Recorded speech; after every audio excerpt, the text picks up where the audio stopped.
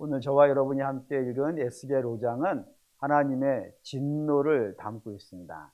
근데 이 진노가 하나님께서 화나셨다, 그 정도의 아주 가벼운 내용이 아닌 겁니다. 굉장히 세거든요. 그래서 이거 읽을까 말까 고민을 하다가 그래도 성경인데 우리가 있는 그대로 받는 게 좋겠다 생각이 돼서 한번 읽어보죠. 10절 11절 읽겠습니다. 그러한즉 내 가운데에서 아버지가 아들을 잡아먹고 아들이 그 아버지를 잡아먹으리라. 내가 벌을 내게 내리고 너희 중에 남은 자를 다 사방에 흩으리라. 그러므로 나 주 여호와가 말하노라. 내가 나의 삶을 두고 맹세하노니 내가 모든 미운 물건과 모든 가증한 일로 내 성소를 더럽혔은즉 나도 너를 아끼지 아니하며 긍휼을 베풀지 아니하고 미약하게 하리니 했습니다. 네. 세죠. 세죠.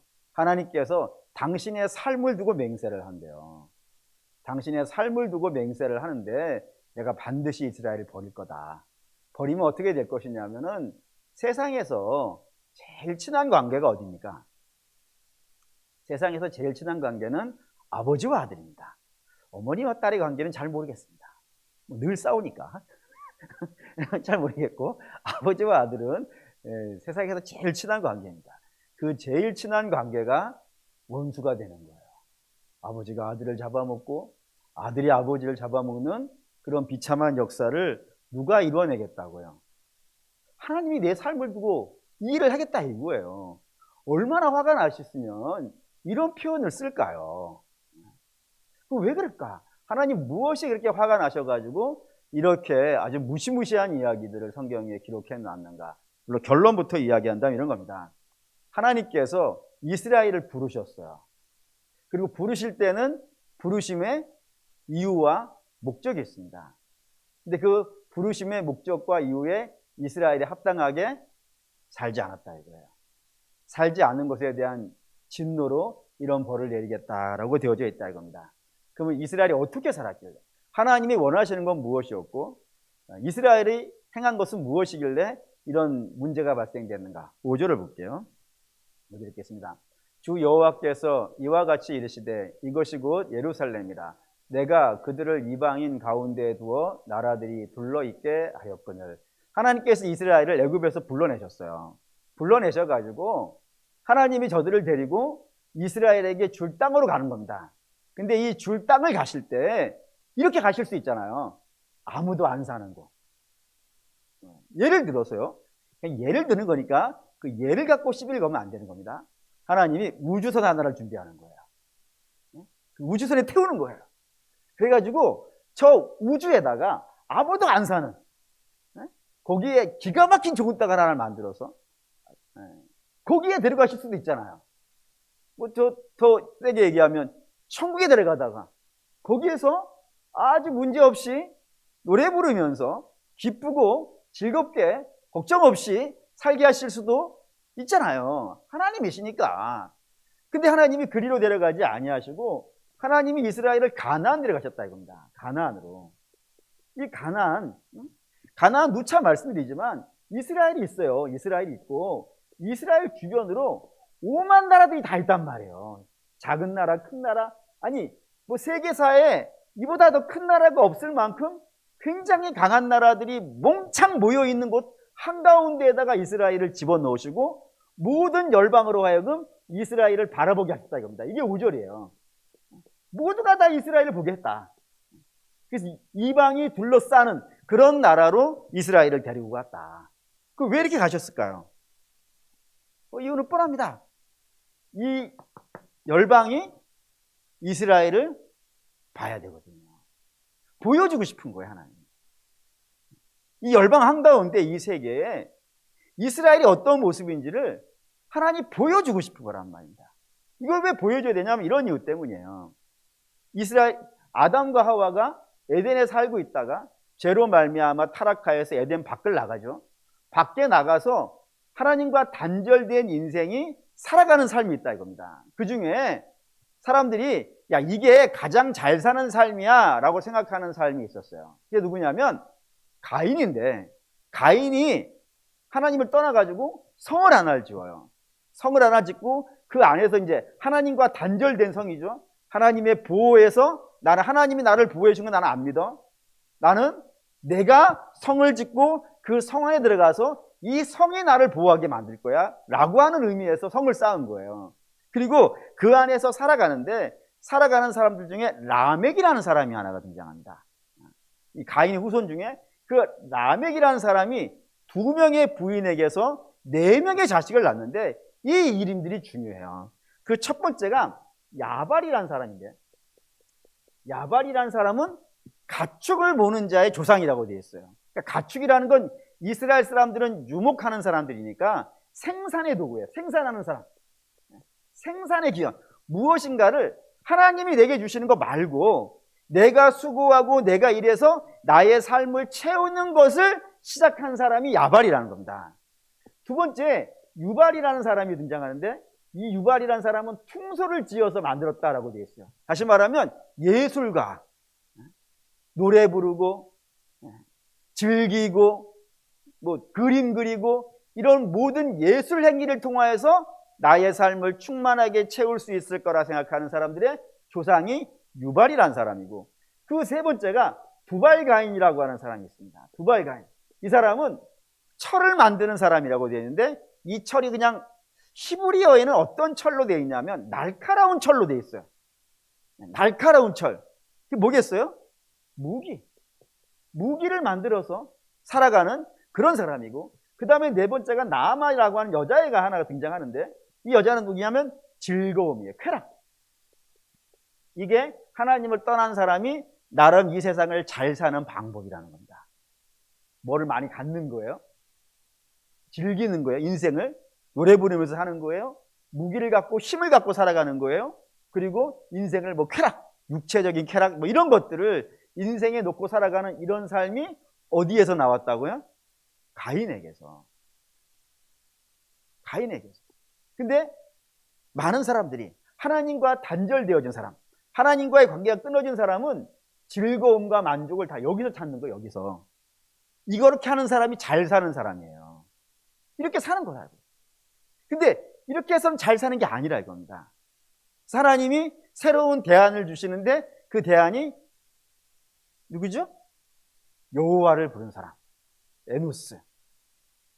처음으로 여호와를 부르는 사람을 등장한다 이겁니다. 다시 말해서 잘 사는 거는 어떻게 사는 게 잘 사는 거라고요? 하나님과 연결되어 사는 거예요. 하나님과 연결되어져서 하나님이 내 삶을 채우시고 하나님이 내게 은혜를 베푸시고 내가 하나님과 동행하며 살아가는 삶, 이 삶이 잘 사는 삶이지 이건 잘 사는 삶이 아니라 이거예요. 그런데 이 열방에, 이 이스라엘 주변에 있는 나라들은 하나님과 더불어 사는 걸 알겠어요? 모르겠어요? 모르죠. 하나님과 단절되어져 있는 자들이니까. 그러니까 저들도 다 이렇게 사는 거예요. 근데 이렇게 사는 자가 하나님과 연결되어지는 삶을 살아야 될 텐데, 문제는 하나님을 불러야 되는데, 하나님을 부르려면요. 보시죠. 로마서 10장 13절에서 15절 읽을게요. 누구든지 주의 이름을 부르는 자는 구원을 받으리라. 그런즉 그들이 믿지 아니하는 일을 어찌 부르리요? 듣지도 못한 일을 어찌 믿으리요? 전파하는 자가 없이 어찌 들으리요? 보냄을 받지 아니하였으면 어찌 전파하리요? 기록된 바 아름답도다. 좋은 소식을 전하는 자의 발이여 함과 같으니라. 누구든지, 그 사람이 동양인이든 서양인이든 피부색이 어떻든 많이 가졌든 많이 안 가졌든 많이 배웠든 많이 안 배웠든 그게 관계없이, 죄를 졌든 죄를 안 졌든 관계없이 모든 사람은 다 예수를 부르면 산다 이거예요. 누구든지 주를 부르는 자는 산다 이거예요. 문제는 주를 불러야 되는데 문제는 주를 알아야 부르지 않겠냐 이거예요. 모르는데 어떻게 부르냐고. 모르는 신을 어떻게 불러요? 못 부른다 이거예요. 그러면 알려면 어떻게 되겠어요? 누가 와서 알려줘야 되지 않겠냐 이거예요. 누가 와서 알려줘야 알지. 자기가 무슨 어떻게 하나님을 아냐 이거예요. 근데 누가 와서 알려주려면 누가 보내줘야 되지 않냐 이거예요. 누가 보내주냐 이거예요. 하나님이 보내주신다 이거예요. 그러니까 하나님이 보내는 사람이 있다 이겁니다. 그 보내는 사람이 아름다운 거예요. 그 아름다운 사람이 와가지고 하나님을 내게 알려주면 그제서야 비로소 뭐를 할 수 있다고요? 하나님 부를 수 있고 하나님 불러야 구원받는다 이거예요. 마찬가지랍니다. 열방 모른다 이거예요. 저들의 잘 사는 건 이거밖에 없다니까요. 그러니까 이들을 불쌍한 거예요. 하나님 보실 때 참을 모르고 진짜를 모르고 진리가 뭐예요? 하나님이잖아요. 하나님을 알아야 되는데 이 열방의 백성들은 하나님과 단절된 백성이라 하나님을 모르니 이들을 하나님이 어떤 분인지를 알려주려면, 이들에게 하나님이 누군지를 알려주려면 하나님 어떻게 하셔야 되는 거예요? 보낸다는 거예요. 보낸다. 그러니까 이스라엘은 그런 목적에서 온 거예요. 이 열방에 하나님 모르는 자. 왜? 하나님은 이 열방을 아끼신단 말이에요. 얼마나 아끼시느냐? 니느웨가 망하는 것을요, 하나님 원하시지 않는 거예요. 그래서 하나님 뭐 하세요? 요나를 보내시는 거예요.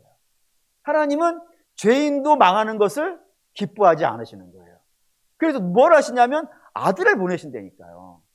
하나님 그런 분이어서 우리는 사랑의 하나님 이렇게 부른다 이겁니다. 하나님은 그걸 이스라엘 통해서 하고 싶은 거예요.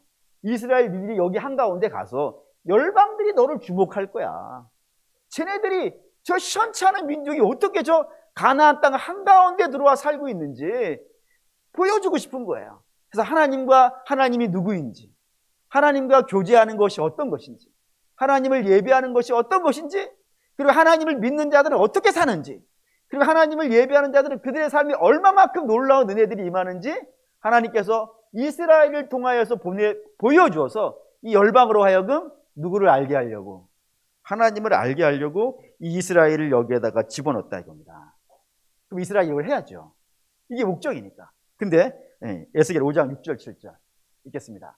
그가 내 규례를 거슬려서 이방인보다 더 악을 행하며 내 율례도 그러하니 그를 둘러있는 나라들보다 더하니 이는 그들이 내 규례를 버리고 내 율례를 행하지 아니하였음이더라. 그러므로 나 주 여호와가 말하노라. 너희 요란함이 너희를 둘러싸고 있는 이방인들보다 더하며 내 율례를 행하지 아니하며 내 규례를 지키지 아니하고 너희를 둘러있는 이방인들의 규례대로 행하지 아니하였느니라. 이게 뭔 말이냐면 눈에 탁 들어오는 글자 있죠. 왜냐하면 너희가 더하다. 이방은 이렇게 산다니까요. 이렇게 사는 이유가 뭐라고요? 하나님 모르니까. 근데 하나님을 아는 너희도 더하면 더하지 덜하지 않는다. 하나님 너희를 부른 것은 열방하고 달라야 보여지지 않겠어요. 열방은 이런 거를 목적으로 산다면 이스라엘은 한 단어로 하죠. 거룩이 목적이에요. 거룩이. 거룩하게 살아야 되는데 이스라엘은 거룩에 대한 관심이 없고, 이방인들이 가질라 그래? 그럼 난 더 가져야지. 이방인들이 놀라 그래? 난 더 놀아야지. 이방인들이 힘으로 싸울라 그래? 나도 그럼 힘을 더 가져야지. 이방인들이 쾌락을 살아? 난 더 쾌락 있어야지. 이렇게 하더라 이거예요. 더 하더라 이거 더 하더라.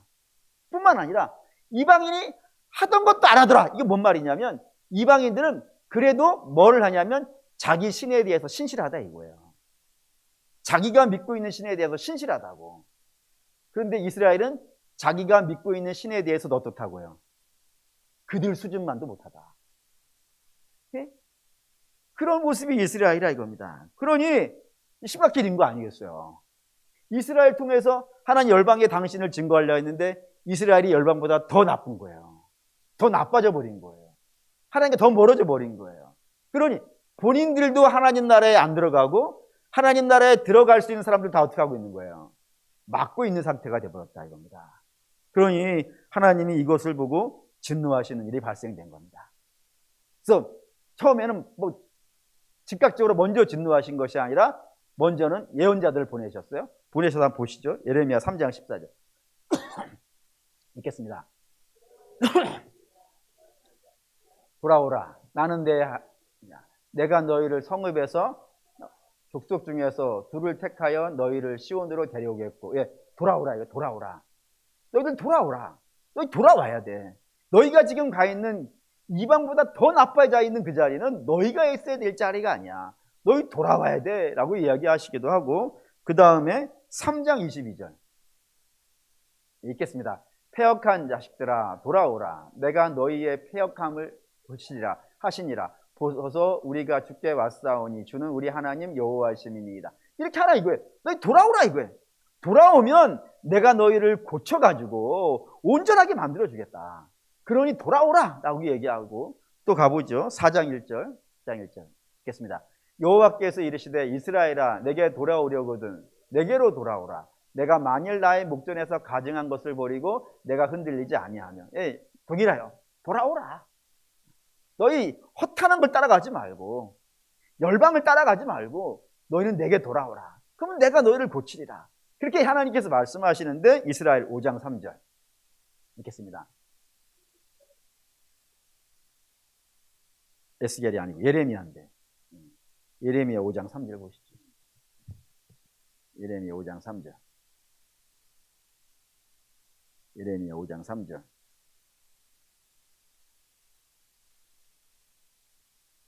예레미야 5장 3절. 5장 3절. 읽겠습니다. 예. 찾지 아니하시나이까 주께서 그들을 치셨을지라도 그들이 아픈 줄을 알지 못하며 그들은 멸하셨을지라도 그들이 징계를 받지 아니하고 그들의 얼굴을 바위보다 굳게 하여 돌아오기를 싫어하였다. 예. 하나님이 돌아오라고 그렇게 외친다 이거예요. 돌아오라. 너희가 있어야 될 자리는 거기가 아니다. 너희가 있어야 될 자리는 내 옆이다. 나하고 관계를 잘 갖고 있고 내 은혜 아래에 머물러 살고 있고 나의 손잡고 살고 있으면 걱정하지 않아도 된다. 내일 일을 염려하지 말라. 내가 너희를 지키겠다. 이렇게 수도 없이 말씀하시는데도 불구하고 저들은 어떻다고요? 돌아오지 않는다 이거예요. 오히려 돌아오라는 말을 듣고 얼굴이 더 굳어져서 뭐하러 내 그러냐 이거예요. 뭐하러 그러냐? 우리 뭐 거룩이 밥 먹여주냐? 우리는 열방처럼 살 거야. 열방처럼 저렇게 많이 갖고 힘 있고 제국을 세우고 육체의 쾌락을 누리면서 그렇게 사는 삶을 살 거야 라고 말하더라 이겁니다. 그래서 결국엔 돌아오지 않더라고요. 그런 일이 이스라엘에게 발생되었다 이겁니다. 그러니 하나님께서 진노하실 만한 상황이 된 거죠. 진노하실 만한 상황에 대해서 하나님이 실제로 세게 심판을 하십니다. 5장 12절 에스겔 5장 12절 읽겠습니다. 너희 가운데에서 3분의 1은 전염병으로 죽으며 기근으로 멸망할 것이요 3분의 1은 너의 사방에서 칼에 엎드려질 것이며 3분의 1은 내가 사방에 흩어버리고 또 그 뒤로 따라가며 칼을 빼리라. 예. 3분의 1은 성 안에서 기근과 전염병으로 심판할 것이고 그거를 피해서 도망가는 자들이 있으면 성에 나가기도 전에 성 근처에서 다 칼에 맞아 죽게 될 것이고 그리고 그 남은 자들은 사방에 내가 뿔뿔이 흩어져 가지고 다 칼로 망하게 하는 일을 내가 할 것이다 라고 하나님 세게 이야기를 하시는 거예요. 아주 센 심판을 얘기하는 겁니다. 그런데 오늘 우리가 좀 주목해 봐야 되는 게 13절입니다. 13절이 중요합니다. 13절 읽을게요. 이와 같이 다한즉 그들을 향한 분이 풀려서 내 마음이 가라앉으리라. 내 분이 그들에게 다한즉 나 여호와가 열심으로 말한 줄을 그들이 알리라. 어디다 줄을 그어야 되냐면 그들이 알리라 라고 되어 있다고요. 여기 그들이 알리라 해서 그들이 누굴까요? 열방일까요? 열방은 알 수가 없어요. 열방은 어떻게 알 수 없냐면 저들은 하나님을 계신 것 자체를요 몰라요. 모르니까 알 리가 없어요. 뿐만 아니라 이스라엘이 망하는 것이 열방의 관점에서 이스라엘이 망하는 것이 하나님의 심판으로 보이겠어요? 아니면 우리가 힘이 세서 이스라엘이 망한 거라고 생각하겠어요? 그렇죠. 열방이니까 하나님 모르는 백성들이니까 이스라엘이 망한 건 이스라엘이 약해서 망한 것이고 우리가 그보다 세니까 이긴 것이지 하나님의 솜씨가 하나님의 손길이 이 이야기 안에 들어있을 것이라고는 조금도 생각하지 않을 거예요. 그러니 저기에서 그들이 알리라고 했던 것은 열방이 아니다. 그러면 누굴까요? 이스라엘입니다. 목사님 앞에 다 죽었는데요? 3분의 1은 성 안에서 전염병과 기근으로 죽었고 3분의 1은 성 주변에서 죽었고 또 3분의 1은 열방에 흩어져 가지고 다 칼에 맞아 죽었다라고 되어 있는데 그들이 알리라는 도대체 누구겠습니까? 라고 물어볼 수 있다 이겁니다. 그거에 대해서 에스겔 5장 3절입니다. 읽겠습니다. 너는 터럭 중에서 조금을 내 옷자락에 싸고 여기 이제 옷자락에 싸고 이게 중요해요. 옷자락에 싸고 저기에 싸고라는 단어에다가 동그라미를 치시고 저 싸고라는 단어의 히브리어의 뜻이 무엇이냐면 날개 아래입니다. 날개 아래. 날개 아래. 다시 말해서 하나님께서 다 죽인다 이거예요. 심판으로. 그런데 다 죽어가는 그 과정 속에 당신의 택한 백성들을 당신의 날개 아래 모은다 이거예요. 모은다 이거예요. 모아가지고 그 날개 아래 들어가 있으니까 어떻게 되겠어요? 예, 지켜지는 거예요. 기근과 전염병에서 지켜주는 것이고, 그리고 적들의 칼에서부터 지켜주는 것이고, 흩어지는 곳에서 지켜지는 겁니다. 지켜지는 거예요. 지켜지는 거예요. 지켜줘가지고 저들을 남겨놓으시겠다는 겁니다. 남겨놓아서 뭐 하려 하냐면 저들을 통하여서 하나님께서 이 이스라엘이 멸망한 것이 힘이 약해서 멸망한 것이 아니라 하나님께서 심판하신 것이라는 것을 그들로 하여금, 내가 남겨놓은 자들로 하여금 알게 하시겠다 이거예요.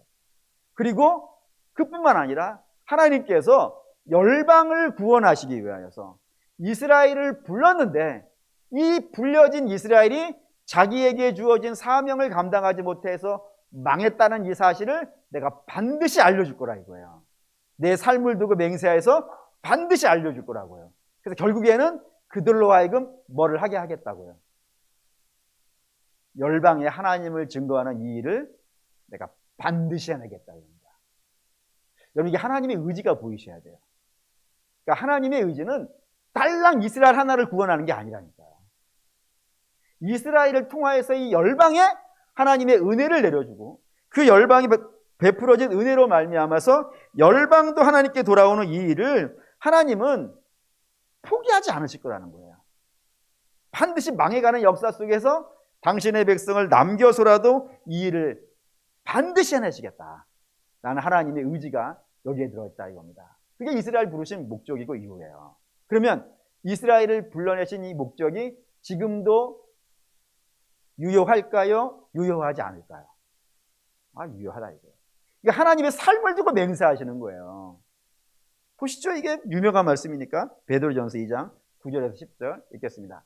그러나 너희는 택하신 족속이요 왕같은 제사장들이요 거룩한 나라요 그의 소유가 된 백성이니 이는 너희를 어두운 데서 불러내어 그의 기이한 빛에 들어가게 하신 이의 아름다운 덕을 선포하게 하려 함이라. 너희가 전에는 백성이 아니더니 이제는 하나님의 백성이요 전에는 궁유를 얻지 못하였더니 이제는 궁유를 얻은 자니라. 너희 옛날에 하나님 백성 아니었다 이겁니다. 이스라엘도 마찬가지죠. 이스라엘 옛날에는 하나님 백성이 아니라 누구의 백성이었어요? 바로 그들을 하나님께서 불러내셨다고요. 불러내셔서 열방이 주목하는 곳에 놓고 그들로 하여금 열방이 하나님을 증거하는 자들로 삼아주셨듯이 신약시대에는요 교회라 이겁니다. 교회를 부르셨다 이거예요. 교회를 죄와 사망에서 건져내셔가지고 저들을 열방이 보는 한가운데, 그래서 교회는 산에 있을 수가 없어요. 교회는 남들이 없는 곳에 있을 수가 없어요. 교회는 항상 언제 어느 곳이든지 사람들이 주목하는 곳에 있어요. 그리고 주목하는 곳에 하나님이 두세요. 주목하는 곳에. 그래서 세상이 왜 자꾸 교회를 주목하는지 압니까? 사실 뭐 다른 종교도 못난 짓 많이 하지만 그다지 관심 없는데 교회가 뭐 조금만 모았다 그러면 아주 그냥 눈에 불을 켜잖아요. 왜 눈에 불을 켜냐면 잘 보려고. 아주 잘 보려고 해. 뭐 조그만 거라도 몰라 그래요. 주목하게 하신다니까요. 주목하게 하시는 이유는 이 모든 세계가 교회와 성도들을 통하여서 누구를 봐야 돼요? 하나님 보게 하려고. 하나님 보게 하려고. 그래서 하나님을 봐야, 세상은 하나님 못 보니까 우리는 하나님 알죠? 네. 침묵에 휩싸이면 안 됩니다. 우리 하나님 알죠? 우리 하나님 알아요. 은혜를 입었으니까. 그래서 하나님 우리가 어떻게 이 땅을 살아가기를 원하시는지도 알아요. 그러면 우리는 그 삶을 사는 겁니다. 입으로 살고 삶으로 살고 사는 거예요. 그러면 하나님 모르는 자들은 하나님을 볼 수 없지만 누구는 볼 수 있어요? 우리는 볼 수 있어요. 예수 믿는 게 저렇게 사는 거구나. 예수 믿는 사람은 저렇게 사는 거구나. 우리는 좀 다르구나. 우리는 그냥 어떻게든 좀 더 가지려고 악의다툼하고 싸우고 있는데 저들은 하나님을 의지하고 헛된 욕심 부리지 아니하며 쓸데없는 인생의 즐거움 추구하지 아니하고 예수 믿는 즐거움으로 사는구나. 저게 참 멋있구나 라는 것이 성도들을 통하여서 보여줘야 된다 이겁니다. 더 가보죠. 더 가볼게요. 네. 사도행전 13장 47절 읽겠습니다.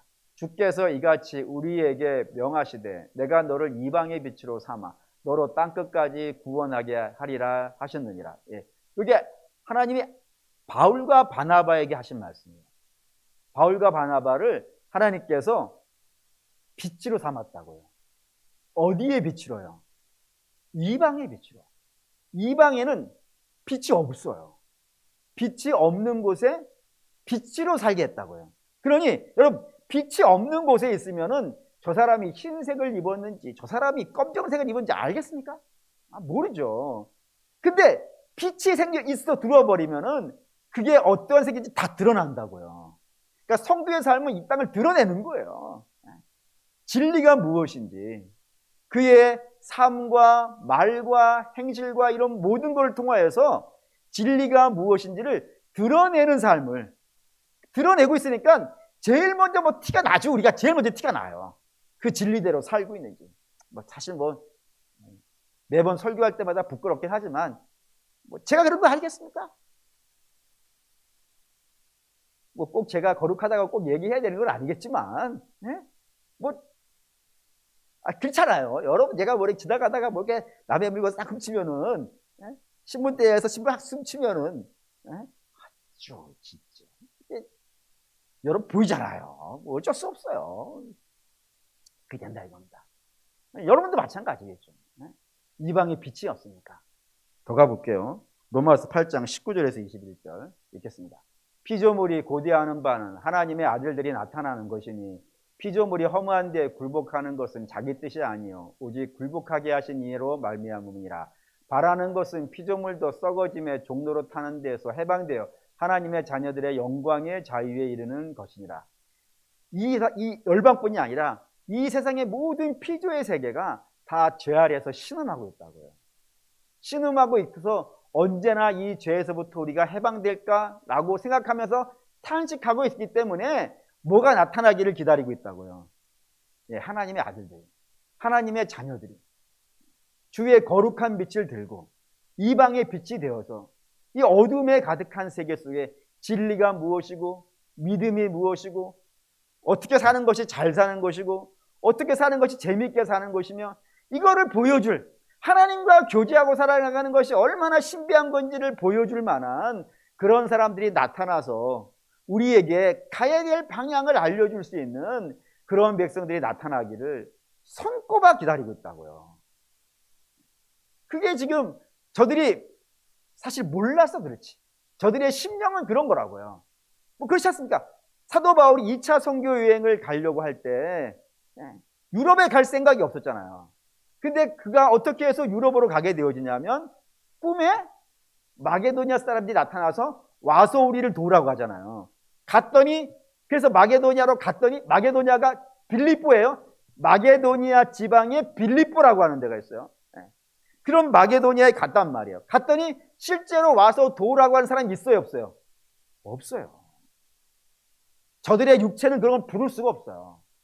저들의 심령이 부르고 있는데 와서 우리를 도와달라고 심령이 부르고 있지만 육체는 심령과 관계가 끊어져 있기 때문에 알지를 못해요. 근데 우리는 아는 것이지 저 사람이 예수를 믿지 아니하면 망한다는 사실을, 그의 영혼이 우리를 부르고 있다는 사실을 알고 있기 때문에 거기에 선다 이거예요. 서서 저들의 심령 속에 주 예수 그리스도를 전파한다 이겁니다. 그렇게 되면 어떻게 되겠어요? 저들이 하나님의 택한 백성이라면 그 소리를 듣고 나올 거라 이겁니다. 나올 거라고. 물론 처음에는 안 돼요. 처음에 쉽게 듣고 나오는 사람이 어디 있겠어요. 막 저항하고 싸우고, 주로 선교사에 관련된 책에 보면은 한 사람이 구원의 길로 나오는 데 있어서는 최소한 20명이 가서 전도를 해야 된다고 되어 있어요. 최소한이에요, 최소한. 20명이 가서 부르짖고 애타게 기도하고 가서 싸워야 한 영혼이 나온다라고 되어 있고, 전도지가 만장이 뿌려져야 한 명이 나온다고 되어 있어요. 한 영혼 구하는 게 쉬운 건 아닙니다. 하지만 그거를 하지 아니하면 아무도 오지 않는 거예요. 우리가 얘기하지 아니하면 아무도 오지 않는다 이겁니다. 한 영혼 구하기 위해서 우리가 보내진다 이겁니다. 그런데 우리만 유익이냐? 그렇지 아니, 저들만 복음을 전해주는데 복음 받은 자만 유익이냐? 그렇지 않다 이겁니다. 더 가보죠. 로마서 8장 18절. 읽겠습니다. 생각하건대 현재의 고난은 장차 우리에게 나타날 영광과 비교할 수 없다. 예수의 은혜 아래 살아가는 우리. 그래서 예수의 빛을 드러내고 살아가는 우리. 그들의 삶이 비록 지금은 고난에 있을 수 있다 이거예요. 눈물 날 수도 있다 이겁니다. 하지만 우리가 받을 영광이 어떻다고요? 지금 당하는 고난하고는 일도 아니야. 우리에게는 놀라운 영광들이 있어. 그러니 우리가 믿음으로 살아가는 것, 비록 이 땅에서 믿음으로 살아가는 것 쉽지 않습니다. 왜? 어그러지고 거스른 세대고 공중권세 잡은 자가 힘으로 다스리고 있는 세상이기 때문에 이 한가운데에서 믿음으로 살아가는 건 쉽지는 않습니다. 어쩌면 섭을 지고 불 속에 들어가는 것처럼 어려울 때도 있습니다. 하지만 우리가 그거를 안 하면 아무도 돌아오지 않는다 이거예요. 뿐만 아니라 우리가 그렇게 사는 것이 우리의 삶에도 복된 길이 되어진다 이겁니다. 그래서 하나님이 우리를, 이스라엘을, 교회를 열방 한가운데 넣으시는 거예요. 네가 가라. 네가 가서 이 일을 하라 라고 부르셨다 이겁니다. 근데 이스라엘은 이걸 했다 안 했다? 안 했다 이거예요. 그러면 교회는요? 하고 있는 거죠. 하고 있다고 믿습니다. 성도들은 그렇게 사는 거예요. 그게 영광입니다. 사랑하는 믿음의 성도 여러분, 성도의 영광은 이 세상에서 다른 사람보다 조금 더 잘 살고 조금 더 돈을 많이 갖고 조금 더 좋은 학교 가고 그런 걸로 하나님이 영광 받으시는 게 아닙니다. 하나님 영광 받으시는 것은 비록 어렵지만 하나님께서 우리를 가게 하신 곳 있잖아요. 그게 가정일 수 있어요. 직장일 수도 있고요. 사회일 수도 있고 어쩌면 교회 아닐 수도 있어요. 내가 나를 하나님이 보내신 곳, 그곳에서 빛이 되어 살아가는 것. 나를 통하여 하나님이 드러나는 것. 이거를 잘하고 있는 게 뭐라고요? 잘 사는 것이고요. 그때 하나님은 영광을 받으세요. 그러니 하나님은 우리가 아파서 병원에 가 있어도 영광 받으실 수 있어요. 하나님은 때로 우리 자녀가 시험 잘 못 봐가지고 원하는 대학 못 가도 영광 받으실 수 있어요. 아멘을 해야 돼요. 그리고 때로 하나님은 우리가 열심히 했는데 100원을 기대하고 열심히 했는데 80원밖에 오지 못하는 그런 상황 속에서도 영광 받으실 수 있어요.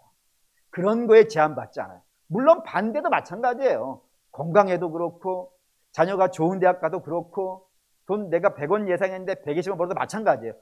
그런 거에 관계없다고요. 그런 거에 관계없이 성도가 하나님이 보내주신 곳에서 빛된 자녀로 살아가고 있을 때 하나님의 영광을 드러내고 있고 예수의 이름을 말과 삶으로 나타내고 있을 때 그곳이 어느 곳이든지 하나님은 영광 받으시고 기뻐하시며 그리고 우리를 필요한 것들이 있으면 하나님 주신다 이거예요. 그러니까 염려하지 마세요 여러분. 성도의 제일 큰 약점은 염려인 것 같아요. 저를 보니까 그래요. 저를 보니까 제가 이래봬도 염려를 아주 잘합니다. 어마어마하게 잘해요. 앉아서 염려하고 있고 어떤 성도 이번 주일에 안 나오면 일주일 내내 염려해요. 왜 안 나왔을까? 어찌 무슨 일이 있어서 그럴까? 여러분이 얼굴빛이 조금만 달라지면 염려해요. 왜 저분이 얼굴이 나를 보고 옛날에 항상 웃었는데 왜 안 웃고 있을까? 염려해요.